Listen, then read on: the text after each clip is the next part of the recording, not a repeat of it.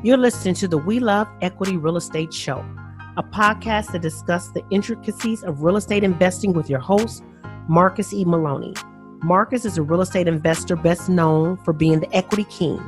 He's been awarded that moniker because he and his team find amazing real estate deals. He will be talking with investors who have done some transformational things in the real estate industry. They'll discuss their process, their strategies, and how their investments transform their lives and the communities they invest in. We welcome you to the We.L.E.R.E Real Estate Show. We all have this income thermostat, okay? Income thermostat that we all have, right? Yep. Where our bank account and income, right, is set to a certain amount, right? So if you're listening to this, you have it. Don't tell me you don't have it. True. Right? Because everybody has it. So here, let me ask you this right now, Marcus, right? If I told you right now that I was going to give you $7 an hour right now, or whatever it is, whatever minimum wage is, $11 or $12 an hour to work at McDonald's this week, would you do it? Hell no. Absolutely Why? not. Because your thermostat is way ahead of that. Yeah. Right? And you might say it's not your passion, right? But that's not the truth. Because if I said, hey, Marcus, I'm going to give you $2 million to go work at McDonald's this week and to have fun and do your best and mentor some other kids there, right? What would you say? Sign me up. Let's go. Sign me up. Let's go. What a learning experience. Yep. Yep. The We Love Equity Show is brought to you by W.L.E.R.E, widely recognized as an outstanding resource for real estate investors with exceptional education, networking, and support, along with profit-enhancing benefits in all aspects of real estate investing. Visit W.L.E.R.E at www.azrea.org. That's visit W.L.E.R.E at www.azrea.org. Hello, We Love Equity real estate listeners. How you doing on today? Guys, today I have a seasoned veteran that's going to bring some amazing content to you. So grab your pen, grab your paper, grab your iPad. Let's get ready to listen. Let's get ready to learn. And then you know what to do. Right after learning, it's time for implementation. So take what you learn, take what you grasp on today, and then I want you to put it in action. So on today, we have Todd Toback. If you haven't heard his name, I assume that you haven't been in the real estate industry very long, because Todd has been around since 2003, and he's done 1,123 wholesale transactions in the busiest and the hardest market in the country, which is California, San Diego specifically, and he's doing some things in South Florida. So guys, like I said, get ready. We're going to talk about wholesaling. We're going to talk about marketing. We're going to talk about talking with sellers. So all of those good things that you need, let's wrap it all up, put it in the bow, and Todd is going to deliver it for you on today. So Todd, welcome to the show, man. How are you? Oh, thank you, Marcus. Really, really glad to be here. I'm happy to share and hopefully share some knowledge that is really going to catapult your listeners to their first or very next deal. And if you're listening to this show, I don't care where you're at in your journey, I'm going to give you some stuff that's going to shave 20 years off your learning curve, right? I've done business here in kind of California. I've done it in the Midwest. I've done it in Florida. And I can tell you, I've made a lot of mistakes in this business. So we're going to try to shortcut those and get you doing as many deals as fast as possible. And that's the most important thing, right? Is to make sure you help sellers and make sure you get deals closed, because without that, you don't have a business. So Todd, kind of give us your backstory, man. Why should we listen to you? Yeah, you've done 1,100 deals. That should be credibility enough, but give us your backstory, kind of fill us in on who you are, what you've been doing, and where you come from. Well, sure. I think, one of the things that, you mentioned credibility. I want to give your listener credibility, right? In that I'm nobody special, right? I was born with no special skills, no special talents. I struggled in school, probably like many of the entrepreneurs here, right? I think we're interested in being entrepreneurs because we don't really fit the mold, right? Everyone is telling us that we're not, doing what the rest of the world is doing well, right? Or wants to do well. Yep. And we're adapting, right? So, what's cool is that when you adapt, sometimes you make, a lot more money. But back in 2002, I moved out to California, had $300 in my pocket. And it was pretty expensive to live out here. And so I got a job working for a pharmaceutical company. I don't even know why they hired me, but I got a lucky break, and I was selling Viagra at the time. And the Viagra had just come out, and it was really exciting. And I had a phenomenal mentor. His name was Derek. And Derek took me underneath his wing. I mean, I could barely get 2 words out of my mouth, but he actually gave me some of the techniques and confidence and the ways of speaking that we're going to talk about today. But what happened was about 2 years after I was working there, I got one of my friends hired at Pfizer, and they brought him in at a $15,000 higher salary than I was, Marcus. Wow. And I was like, and it wasn't Derek, right? He wasn't my boss, but it was just a corporate machine, right? And so I naturally heard about this, and I went to my boss and I said, Derek, hey, I love you, not for nothing, but this guy just came in. It's his first day. They brought him in $15,000 higher. Like, what's up with that? Right. Right. And I had a lot of appreciation for him, and he had a lot of respect for me. But he, I was like, look, I need a raise, on my base salary. And, he looked at me and he kind of put his arm around me. Like, he's like, hey, I'm not going to submit this, right? You're going to come off as immature and cocky and arrogant. And this is just not the way the corporate world works. And he looked me right in the eye and he said, Todd, can I give you what you need? Right? Should I continue to invest my time in you? Because right now you seem extremely disappointed. Can I give you what you need? And so I got in my car. I was living in California at the time. I was driving on the 101 freeway. I was driving through Oxnard, California, and I was embarrassed and, just depressed and angry and, those emotions when you're just down, right? I was like in a funk. And I see a Barnes & Noble's bookstore on the right-hand side. Something said, Todd, you got to pull over. I pulled over 3 lanes of traffic. I remember some guy was holding a Jack in the Box soft drink, and he gave me the finger. I mean, I could see it like it was yesterday because I cut the guy off. I barely got off on the exit, went to the bookstore, went to the real estate section, picked up a book by Robert Allen called Multiple Streams of Income. Okay. Read the whole thing in 2 days. I mean, I just ate this thing up. And it said, you got to find a motivated seller, right? And you got to find him now. And you need to find out-of-state owners. And so this is back in 2002-ish. Okay. Right? And we didn't have all the tools that we have now, right? We didn't have the online stuff to find names. And so I actually went down to the county recorders. I was real nice to the lady that worked there, brought some bagels and donuts, and she helped me manually dig through and find these names. And so I remember I got, I think it was 32 names that I got of people who lived out of state and owned the people in the condo complex I live. It was in Carpinteria, California, little beach town. If you want to check it out, by the way, the actual street is 6051 Palmetto, 6051 Palmetto. Anyway, they had the deal, and I'm sorry, I got one phone call from an elderly lady. They lived in Bakersfield, California, so not out of state, but out of the area. And they were like, yeah, we want to sell. So I met with the husband and the wife. I was so nervous. I didn't know what to say. I couldn't get 2 words out of my mouth. Didn't even have a contract. And we agreed on a price of $285 to purchase the place. Okay. Now this place I knew was worth like, $370, $380, and the market was starting to really hop up at the time. I didn't know you could wholesale. If you're listening to this, if you know what wholesaling was, but I didn't even know you could sell a contract. Long story short, I was thinking I had to raise money for the place. So I asked my sister, she said no. Asked my dad, and she said no, because they felt like the real estate market was going to crash in 2002. Asked some friends, they said no. And then I asked my brother-in-law, and he said, oh man, I'll definitely do this deal. He funded it. We sold it 45 days later, front to back. We made 80 grand. We split it 2 ways, 40 and 40. The amount was slightly under $40,000, right? Which my brother-in-law always likes to point out, but it was $39,000 and change. And I tell you what, I was hooked. I bet Yeah. 80 grand on that first deal, man, that's enough to get anybody hooked. I know one of the things that you said that I don't want to gloss over is, you didn't know anything about wholesaling. You didn't know anything about selling a contract. You didn't know anything about contracts. You just read a book and you said, you know what? I'm going to take action.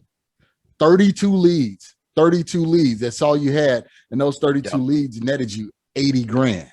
Correct. And I did have to split that first one. right? Yep. But by the way, so since then, you're right. Like I said, I've done 1,123 deals as of yesterday, right? But since then, I've done single wholesale deals by myself, made $240,000, I think, is our record. And Wow. we've done some stinkers in there, right? But I always recommend big deals, right? The one that we did yesterday was right around $62,000, and so I want to encourage you that you can absolutely do this. Let me fast forward though to something. Sure. And this is really, I really want to get back to this. You're like, Todd, how do I do this? I'm talking to you, right? You're listening to this on your podcast, your headphones. I've done a lot of these deals. I can tell you that the number one thing that separates people from doing deals from not, right, is their ability to understand a 1, 2, 3 process. That number one, it's about generating leads. You got to generate leads. They're the lifeblood of your business. Once you have that, it's going to give you confidence to do step 2. And that is now convert those leads, right? You got to convert those leads into contracts, right? And because hardly anyone who you talk to today is going to be ready to sell, right? It's not going to happen, right? You're not going to hit the lottery every single day, right? So you got to nurture them and move them to a place where you can get that contract to sign, and they have to be in a place where they're ready. You're not going to force anyone. There's no voodoo here, right? Absolutely. And then 3, there is that now you got to exit it for maximum profit. So how did I learn this, right? And why was 2 number, so important? Well, what I realized this is because Derek, my mentor, right, in sales at Pfizer, he says it's all about listening and getting people to the destination where they want to go. And so he gave me all these techniques, and he's also had a psychology background, which was awesome, right? Oh, that's amazing. So he had the questions and listening and watching people's body language. And so I started just to absorb this from Derek, right? Like a sponge. So a few years later, I decided that I needed to build out my company, right? I was doing deals, and I had my 3rd child on the way, and I realized that I couldn't do this on my own, right? And this was an epiphany for me, because you're working by yourself and hustling every day. You don't see what you're doing, right? And so I said, I've got to stop hustling. I've got to bring other people along the journey. So I hired someone. His name was Brian, and he was a referral from a friend of mine. So hold on, Todd. Before we get into Brian, so you're that one-man solopreneur. You're making some money. Are you still working your 9 to 5 or no? No. So I had left my job. It took me a couple of years, but I tell you what, if I was hungrier, right, which I should have been, right, I let that base salary and that bonus and that company car keep me there longer than I should have, right? I was very, very uncomfortable until one day I just decided to make the move, right? Something stirred inside of me, and I shortly made the move, right? And that's really, really important, because you got to find that motivation. Yep. I can't tell you how much money I lost by not leaving sooner.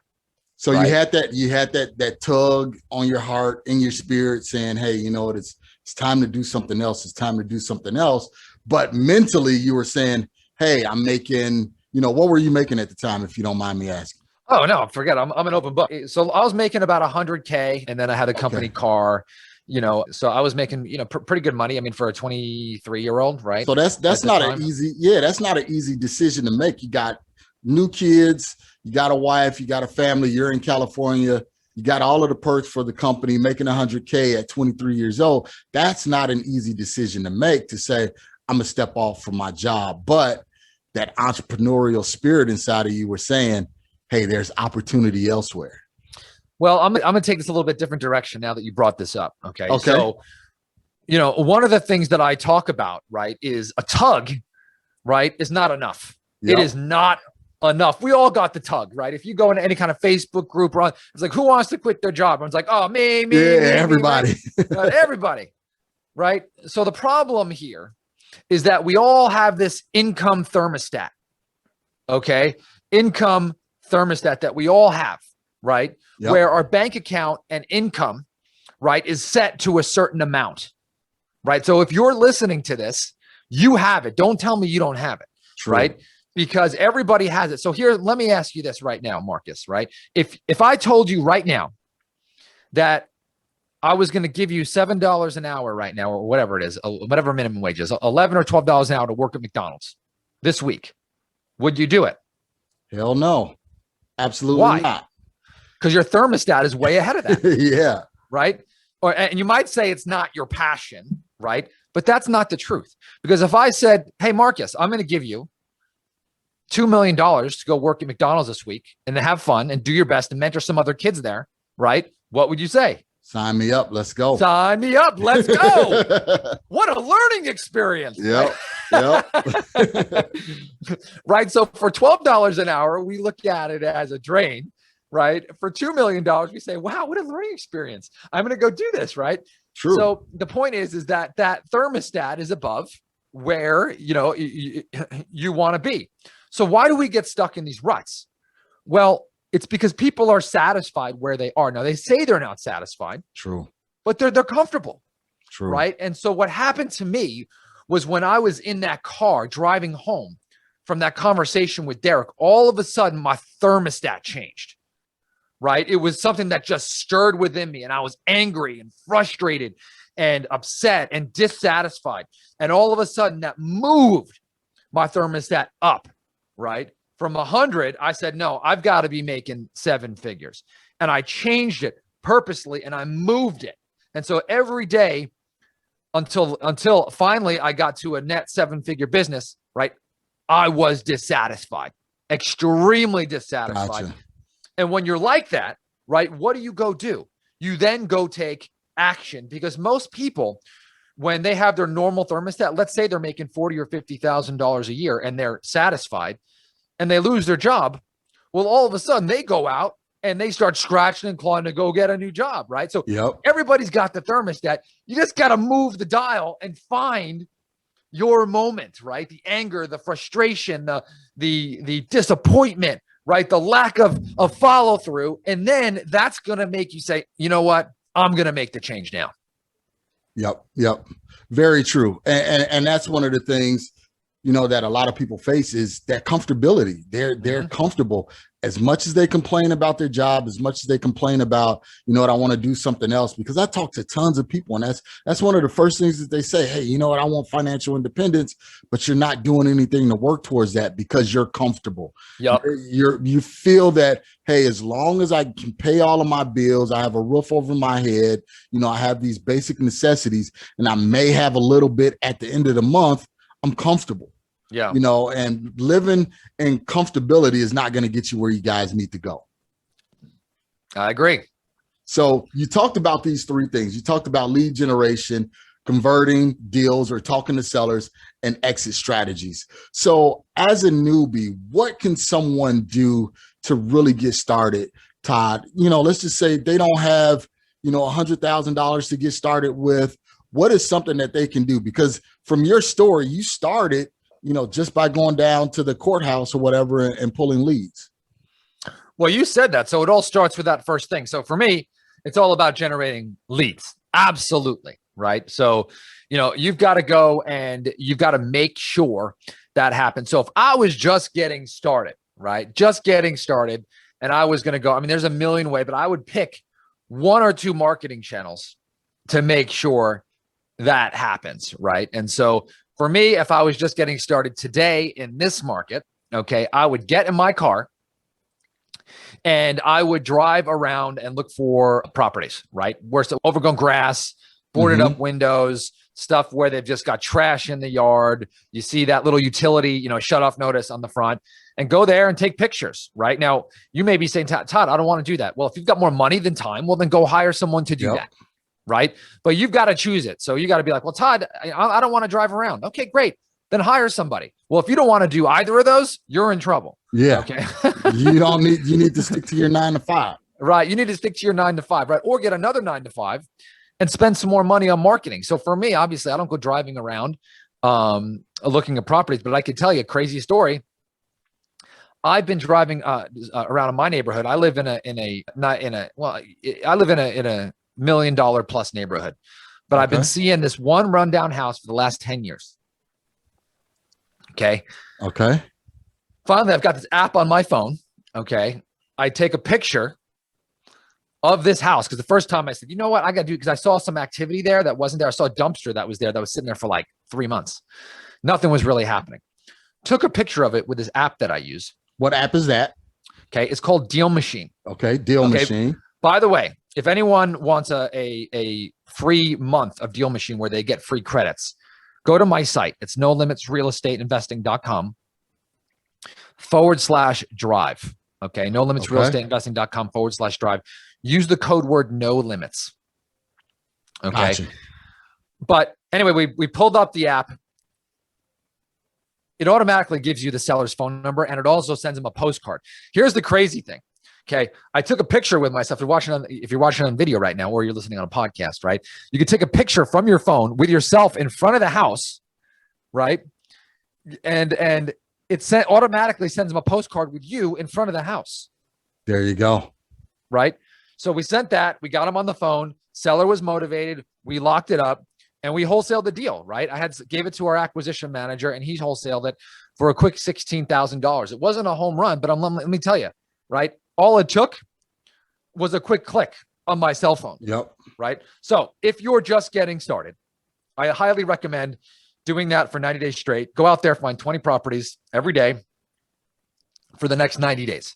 That's what I would recommend to do. Okay. And you are going to generate leads that way, flat out.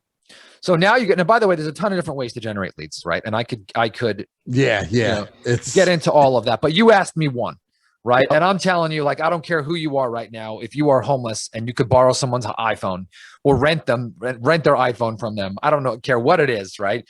Go to your local church and beg them to support you with an iPhone. Someone will give you one. Okay. You can take pictures and you're going to generate leads. Now, once you have them, it's time to get the contract. Okay. So let's assume that you are talking to 2 or 3 people a day out of the 20 of people that you try to get in contact. Here's what I love about this and the way I look at it. Let's say that you are talking to 2, 3, 4 people a day. But I mean, if you're doing this vacant house thing, you're probably going to get a hold of 5. Okay. Because these are like the most highly qualified leads that you can find. So assume that you can't get a hold of 15, but now you talk to 5. All right. Out of the 5, 2 have no interest in speaking with you, right? They just will, waste your time and they have no motivation. Okay. 1 to 2 have some kind of problem that you might be able to solve. And 1 is kind of out there, right? So now every single day, let's assume that you only have 1 possibility, just 1 out of the 20.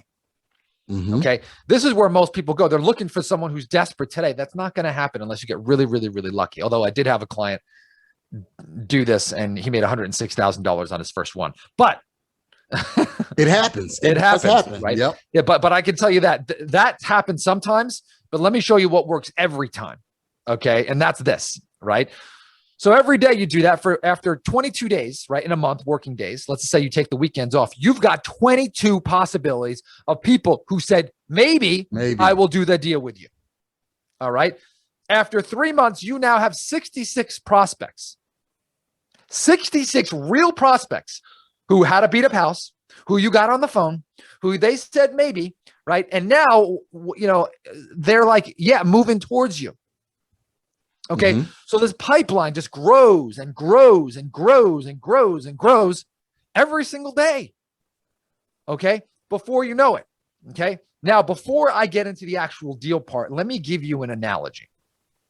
Okay. Sales is a lot like growing tomatoes. Okay. For me, I love to grow tomatoes. That is my hobby. Okay. I don't do any manual labor, but I do grow tomatoes. Okay. My wife is like, this is the only time I've ever seen you get your hands dirty. So every March I go and I plant my tomatoes, right? I get the soil and I plant them. I get the tomato stakes. I get the fertilizer and I make sure I got a good foundation. Okay. But there's a couple of things that I want to talk about that will relate to what I'm saying.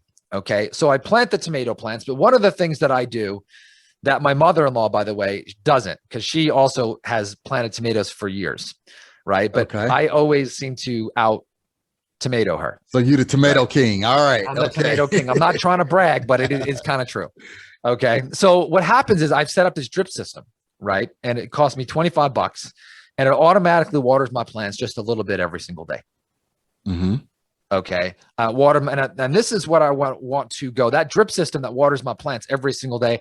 I want you to look at it as that is the way that you generate leads every single day. Right. And it happens every single day at 5 a.m. The drip system goes on and it drips and drips and drips and drips just for 5 minutes. That's it. Every day, just a little bit, right? My mother-in-law, by the way, one of the things I noticed, she goes out there and she sprays all her tomatoes about twice a week and a lot of water, like twice a week, right? But mine just goes a little bit every single day. And the consistency is just there day after day after day after day after day. So the other thing that I do, right, is I go out there and I prune the tomato plant. So anything that's not giving fruit, I cut off. That's right. Okay. And a lot of this I look at is getting rid of the leads that have no motivation, who we can't help. Okay.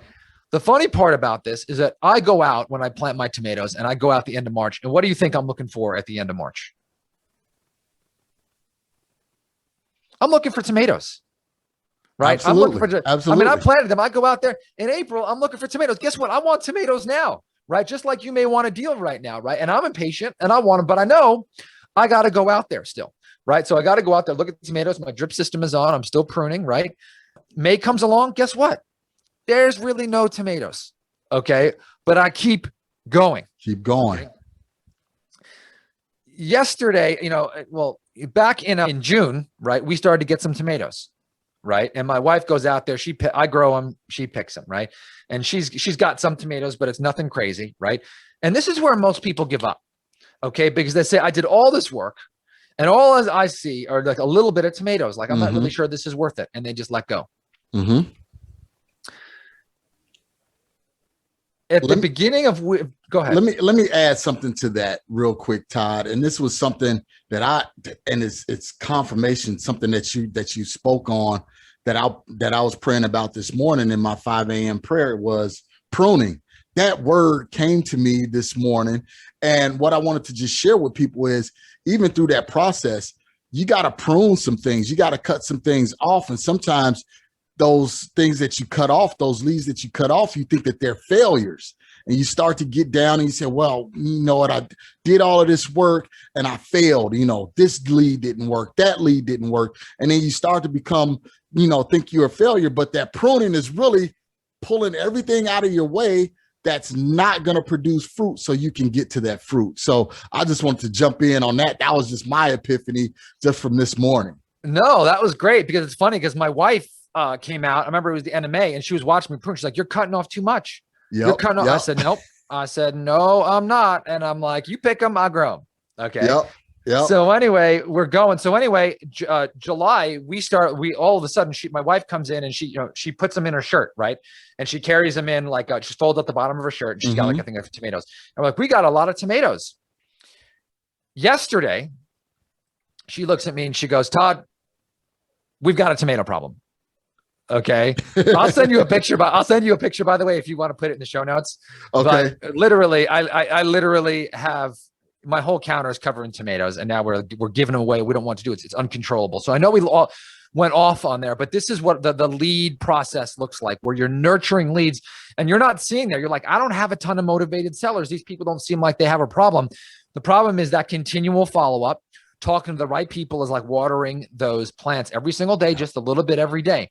And what happens is all of those people who you talk to, all of a sudden you hear pop. It's like popcorn. Pop. Pop. Pop, pop, pop, pop, pop, pop, pop, pop, pop, pop, pop, pop, pop, pop, right?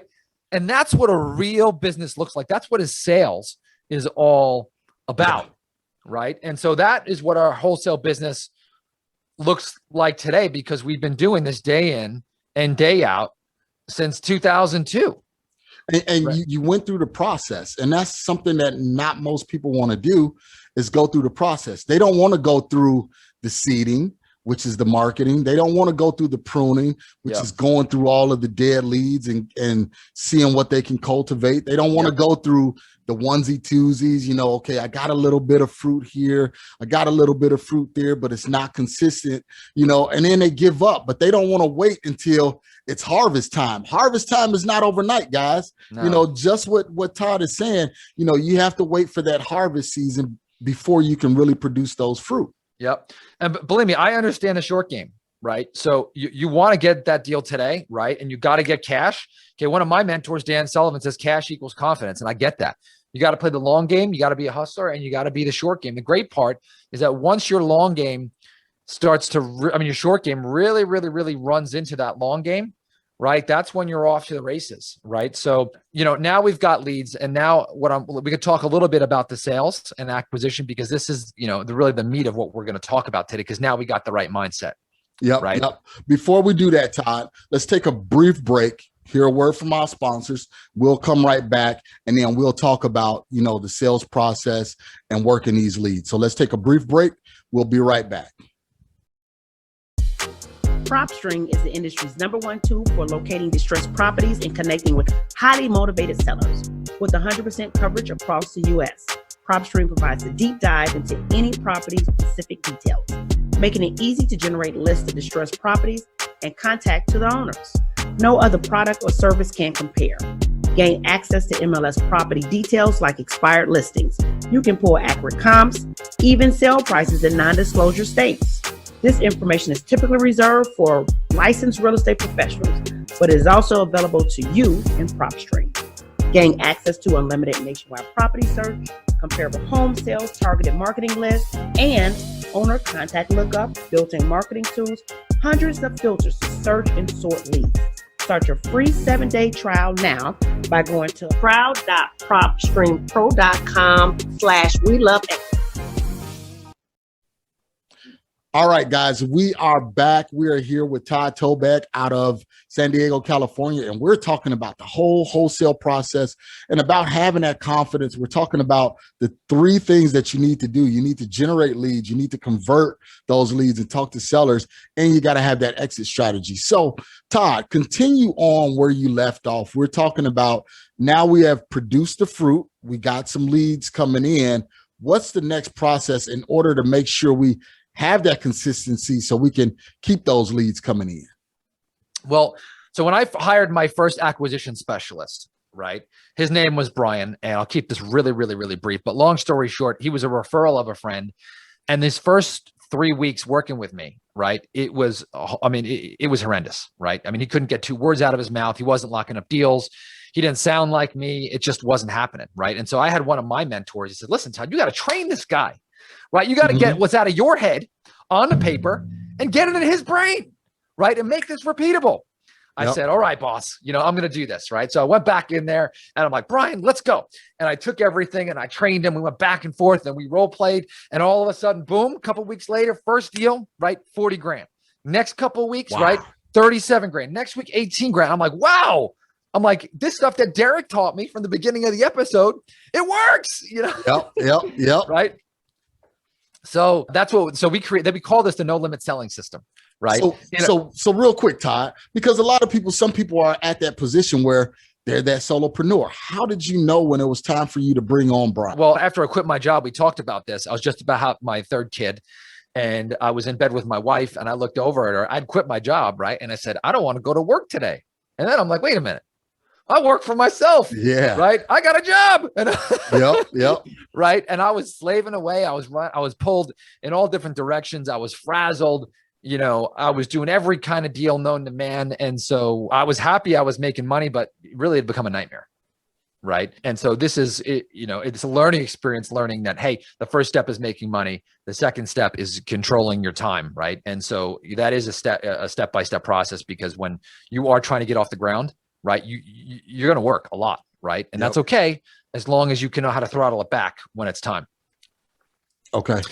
And I know you mentioned Dan Sullivan, and I just finished Who Not How. And that's a key component, is making sure you find the right people or finding someone that can do the work for you. Because a lot of time, especially as solopreneurs or entrepreneurs, period, we have that creative brain and we say, okay, we thought of this thought. Now, how can we do this? Instead of saying, who can we find that can do it for us? And your who was Brian. Yeah. My who was Brian, but this is a fine line, right? Because if you're listening to this and you're trying to, get out of your job or whatever, it's like, you don't have some of these luxuries, right? You're going to have to work your way out of this if you don't have money to invest. And that's okay. Right. And so you either have time. You either can buy your time or you can sell your time. Okay. And obviously rich people buy their time, poor people sell it. Yep. Okay. But if you're in a spot, it's okay to work yourself out. That's all right. Right. As long as eventually you're on that path and you know where you're headed.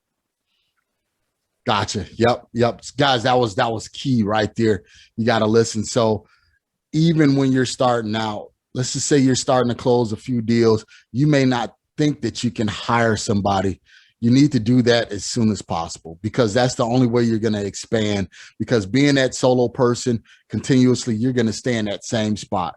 Yeah, you may close 1 or 2 extra deals a month, but you can't get to that capacity of scale where you're doing 10, 15 deals a month because it's just you.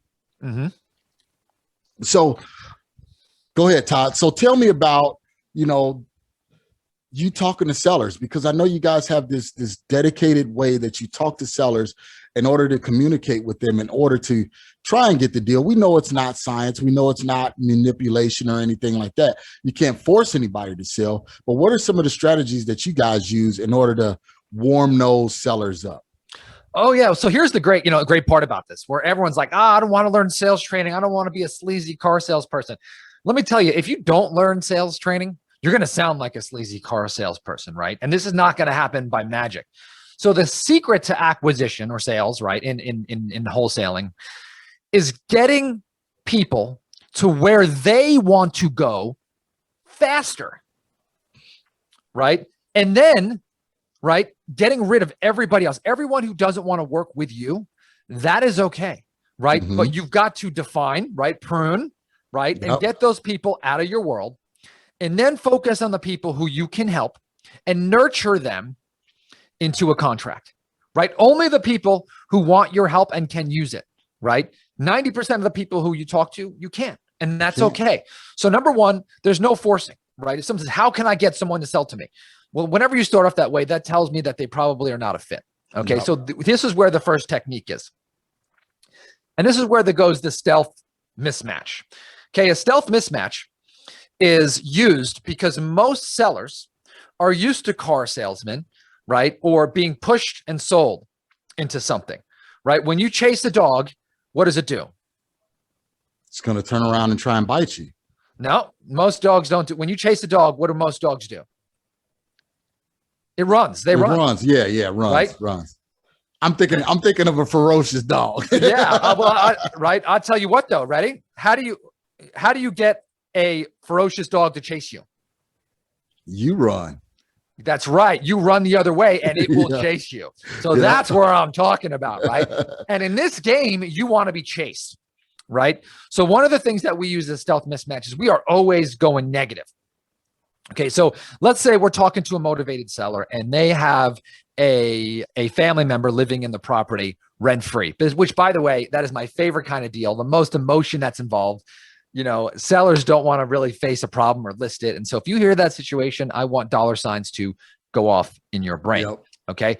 So instead of saying, let's pretend like, a granddaughter is living in a property rent-free for 6 months to a year, right? And grandma and grandpa let them just kind of get in there for 60 days to get her, back on her feet. Yep, but now the ex-boyfriend moved in and doesn't have a job, right? We all know the story, right? And now a year goes by, no job, no rent, no repairs, no nothing, right? Grandma and grandpa are not too happy anymore. Absolutely. Right?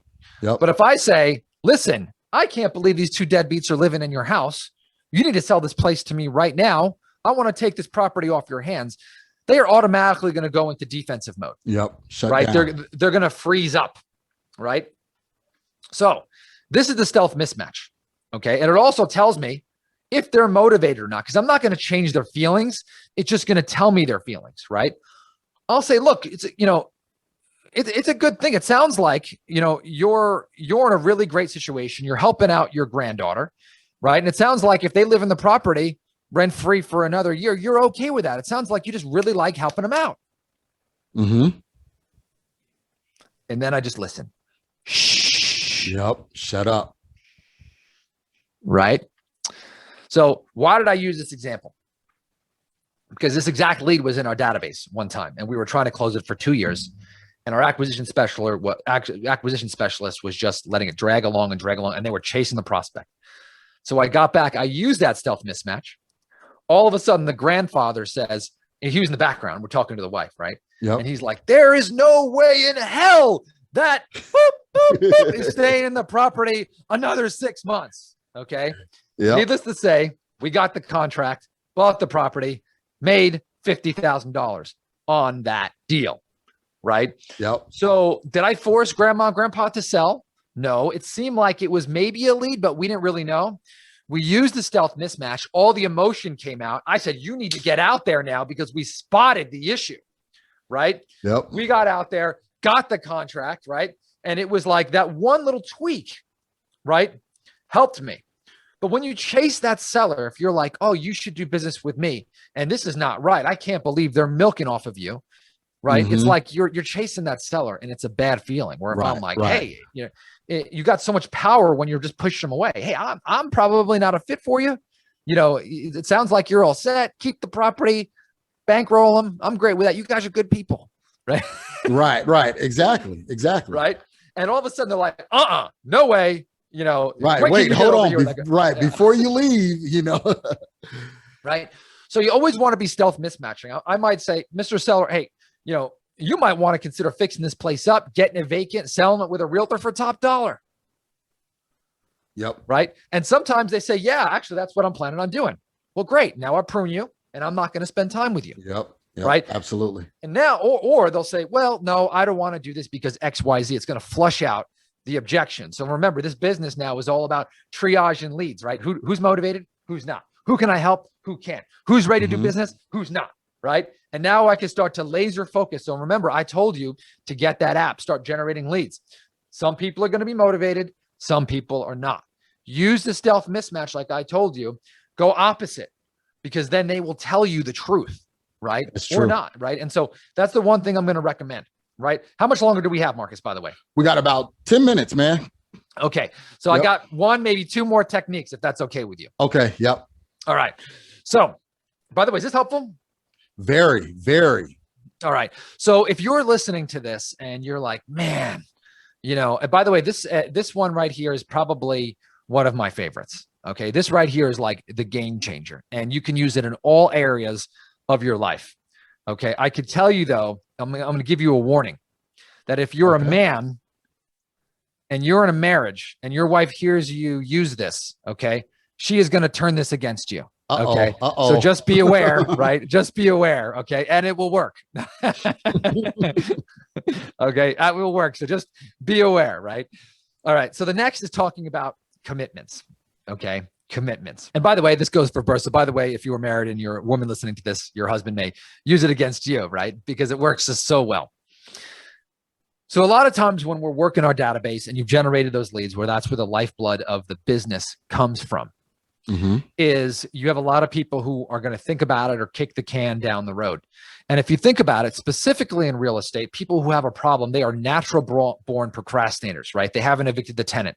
They haven't taken care of the place. Maybe they haven't paid the taxes. Maybe they're a hoarder and they haven't cleaned out the place, right? So all of these situations just come down to some form of procrastination where these sellers knew they had to do something. And now we're starting to boil to a head. Can we agree on that, Marcus? True. Very true. So now it's time to sell to you. Their behavior isn't really going to change, right? So what we have to do is get them to their decision faster, not our decision faster, their decision faster. So you use that by using commitments, right? And so when you're talking to a seller and you are having the conversation, a lot of times they'll say, well, call me next week. I'll think about it. I'll get back to you. I'll let you know. And so we tend to just call and say, hey, did you have a chance to think about this? They say, no, call me next week. And they keep kicking the can down the road. Okay. So it's really important. Now we're going to tighten this up, right? Just picture like, just tighten it up at the end of every conversation with a seller. You want to have them define the very next action that needs to happen to move them forward in their decision process. That's good. That's good. Right? Not your decision process, but their. So you want to make it their idea and then state it back in crystal clear, painful clarity, and then set up a date and an exact time to speak again. Okay. Okay. So let's assume that a seller is, they tell you that they have a property, but they're thinking about maybe selling it to their son, right? Or daughter. And they've been talking to selling it about their kids, but they're just not happening, going, right? So we had this situation and they're like, well, my son might want to buy it, and I'll get back to you. So we kept calling and calling. They were kicking the can down the road. I jumped in. I said, Mr. Seller, we've been talking to you for 2 years. Yeah. Right. What is going on here?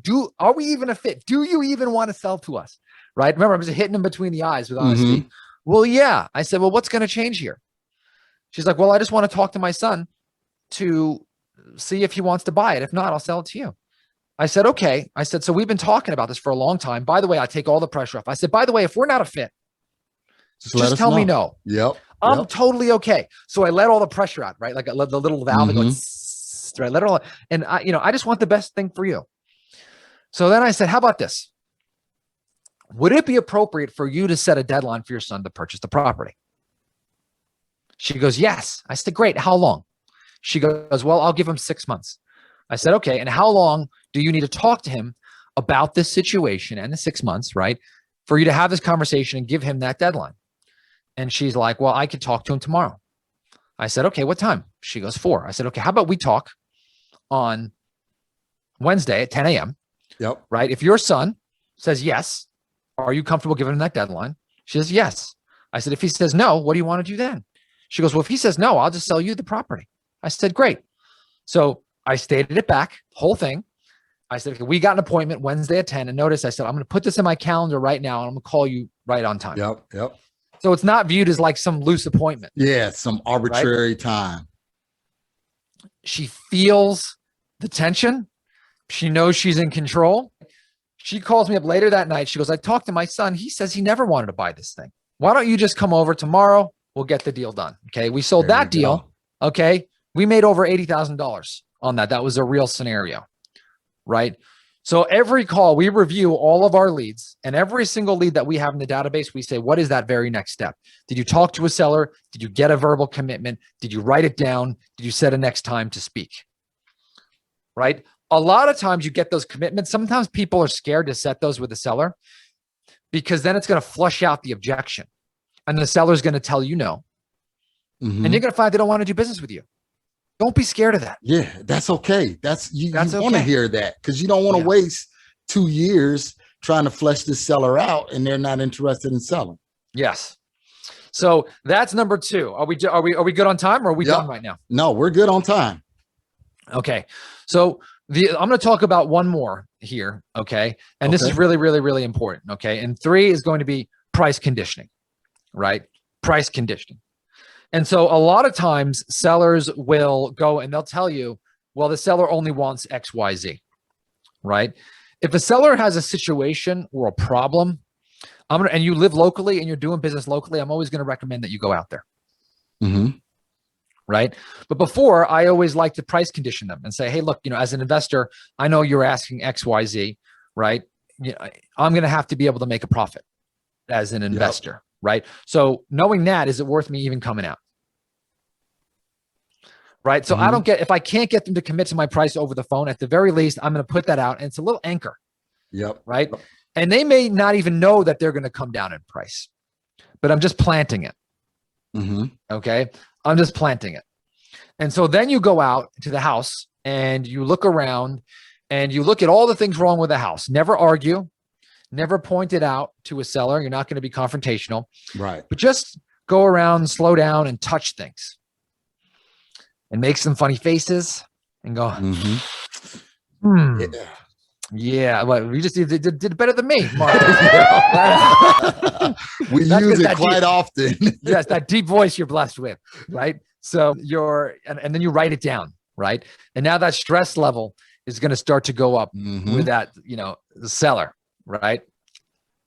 And then I might throw in a comment, hey, listen, I'm looking and say, look, I can give you an offer, right? And we can talk about this, but I can tell you, just if you go with an agent and list it, and fix it up, you're probably going to be able to make more money in the long run. right? And I just sit there, but then I go back to build rapport with the seller. I'll make a friend. I'm really nice. It's non-confrontational. I go around, I take some more notes, blah, blah, blah. You might say, oh, where's the pool? Yeah. No pool? No oh, pool? okay. Right. Yep. Right. Just write it down and don't argue. And if the seller, and so you want to be price conditioning on these things, go back to rapport. You may use a stealth mismatch. You may use a commitment. So you mix this stuff, right? And all of a sudden they start working together. Right. And so this is how the no limit selling system, it's like, all of a sudden you're learning all these karate moves, and all of a sudden you're in a fight, and all of a sudden you're just using them without even thinking about them. Right. And that's what Brian did. Brian went from not being able to use two things to learning these techniques to mastering the no limit selling system to making millions of dollars with us. And so that was really, really, really exciting. So those are 3 out of the 5 techniques that we use, Marcus. So what is 4 and 5 without going into them? That way people can always reach out to you, go and get the system or something like that. What's 4? Well, what I would recommend to do is they could check out our podcast, right? I go over these in detail. So they can listen to No Limits Real Estate Investing podcast on iTunes, and I talk about them on our podcast, or they could go to our website, nolimitrealestateinvesting.com. I've got some really cool downloads there, and I talk about this in this massive action plan that I give away. So you can go down there, opt in, and I'll send you the map. No problem. Gotcha. Well, Todd, man, I really want to appreciate it. Before we let you go, man, we got to put you on a hot seat real quick. Got some questions for you, man. Starting over, what would you do differently, or would you do anything differently? Man, here's what I would have done, right? I would have added some more intensity to that effort, right, that I had. So I did that first deal, but I told you I was at my job, right? So I would have said, nope. I'm going to create, a 90-day action plan to exit my job, right? I'm going to wake up thinking about real estate. I'm going to go to sleep thinking about real estate. I'm going to generate leads. I'm going to convert them, and I'm going to sell them into contracts. So I would have added some more intensity there, right? The second thing that I would have looked back and saying there are no barriers. So let's say you don't have time, but you've got money, right? You could partner with someone who's got all the time in the world, right? So right now, if I would have known this, everything that you need right now, is out there. If you want to hire a salesperson right now, you could hire somebody on 100% commission. You just got to provide the leadership. That's right. That's right. Or if you don't have the time, you can go and hire someone who needs a few extra $1,000s to make that happen, or you could provide the hustle. So there's absolutely no excuse. The other part that I would say, though, is if I had to go back, is one of the things I do is I purchase mobile home parks and hold them and keep them.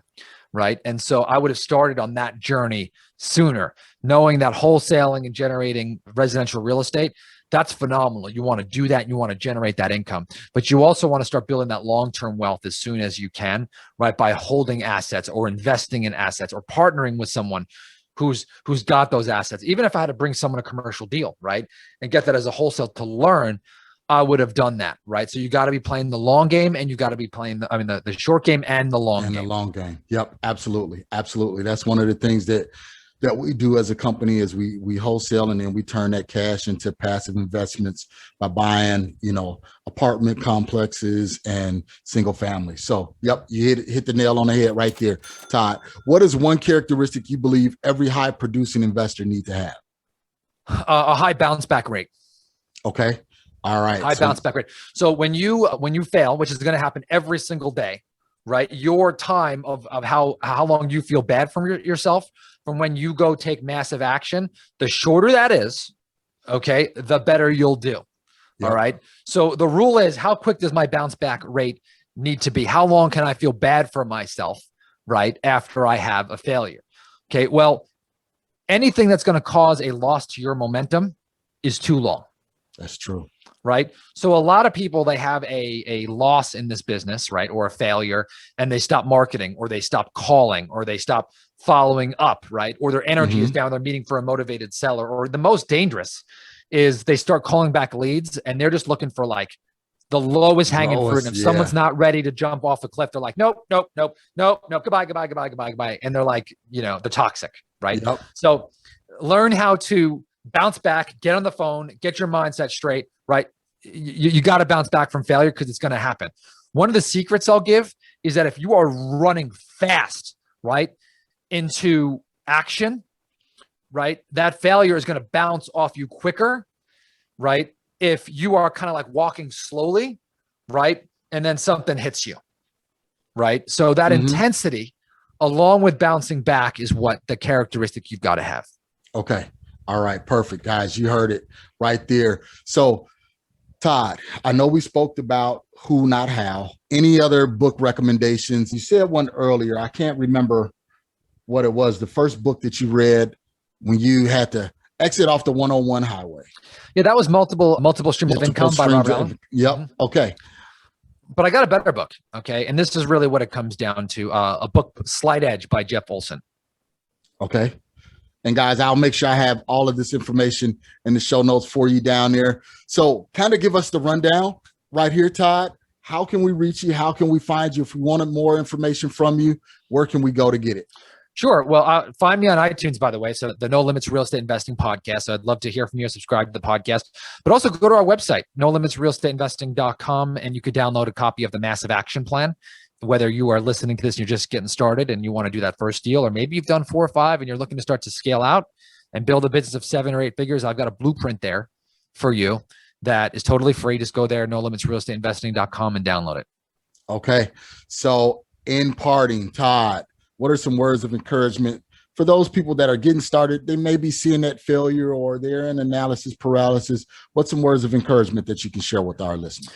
Sure. So I can tell you this. Some of the most successful people in this business are not extremely intelligent, right? They don't have any special skills. As a matter of fact, I would say that my most successful people, I'm talking people who are making 7 figures, some of them making 8 figures, don't really question. They just do. Yep. Right. And so sometimes the smarter you are, the harder this is going to be for you, because you're going to be more analytical, right? So get out there, listen to what we talked about today, generate leads, to convert those leads for contracts. And then 3, okay, sell them for maximum profit, right? Go out there and you can absolutely do this, right? I talk about entrepreneurism. I'm not particularly intelligent. I really struggled in school. And the reason why I'm an entrepreneur is that this is just an adaptation to my inability to work in the standard workforce. There you go. There you go. You're an outlier. So I got to do something different. Yes. Well, Todd, man, I want to appreciate it. I'm sure that the listeners got a wealth of information from you. Guys, you know what to do. You need to go and take that information now, package it up, use it, and go out there and take massive action. So, Todd, I want to appreciate you. Thank you so much for being on the show. Again, we thank you. We appreciate all the information that you gave us and shared with us. Thank you, Marcus.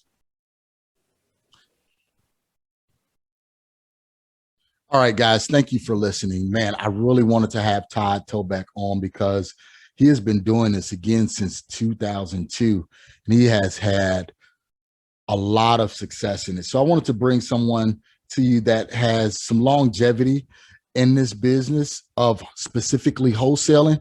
Yes, he's pivoting now into mobile home parks, but that wealth of information about wholesaling was right there for you. You got to remember the lead generation, the converting, talking to sellers, and then making sure you have that exit strategy. Those are the 3 things. It's simple. It's really simple. Don't overthink the business. Take your time, do your marketing, get on the phone, talk with sellers, and try and position those deals. Those are the 3 things that you need to do. You need to focus on. Stop focusing on PPC ads. Stop focusing on, getting your website up. Stop focusing on all of that other minutia. Remember, you have to prune. You have to prune back in order to see fruit to start to produce. So make sure you focus, make sure you evaluating what you're doing and ensuring that it's the things that you're doing is going to produce fruit. So you got the information here. Make sure you go out, reach out to Todd Toback. He's all over the internet. You can find him on Bigger Pockets. You can find him on Connected Investor. You can find him elsewhere, and also his website. So all of that information will be in the show notes for you to get in contact with him. And guys, I want you to take this information and get out there and take action. That's the only way I know that you are really doing what you need to do, is by having these testimonials, you reaching out to me, sending me an email, or sliding into my DMs and saying, hey, you know what? I learned this from the podcast and this is exactly what I'm doing. So you know how to reach me. All of the information, all of my social media handles are in the show notes as well, but you can reach me at MRCS Maloney. That's Twitter, Instagram, Facebook. I'm there. Send me some testimonials. Make sure, because I want to make sure that we are providing you the content that you need. Also, go to YouTube at MRCS Maloney. There's plenty of free content up there. It's some older content that's up there that we're going to be revising, but the foundational principles yet remain. They're yet elastic. So they move from time to time, but they are still consistent. So guys, I want to thank you again. It's Marcus Maloney, the Equity King, enjoying life. And remember to get out there and enjoy the journey. Thank you for listening to today's show. I picked up some great actionable items, and I'm sure you did as well. If so, let me know. You can always reach me via social media at facebook.com/MRCS Maloney, Twitter at MRCS Maloney, and of course, IG at MRCS Maloney. You can also always reach me via email at mmaloney@equityri.com. Make sure you reach out to our guests as well. You can always find their contact information in the show notes below. If you have not subscribed already, what are you waiting for? Join the family. And while you're at it, leave us a 5-star review. This is how we tell if we're providing you with what you need for your journey. If there's someone you would like for me to interview, or if there's a subject matter you would like for me to cover, please let me know. Finally, if you're looking for additional information about real estate investing, go to equityrealestateblog.com. Also, youtube.com/Marcus Maloney. Until next time, family, always enjoy the journey.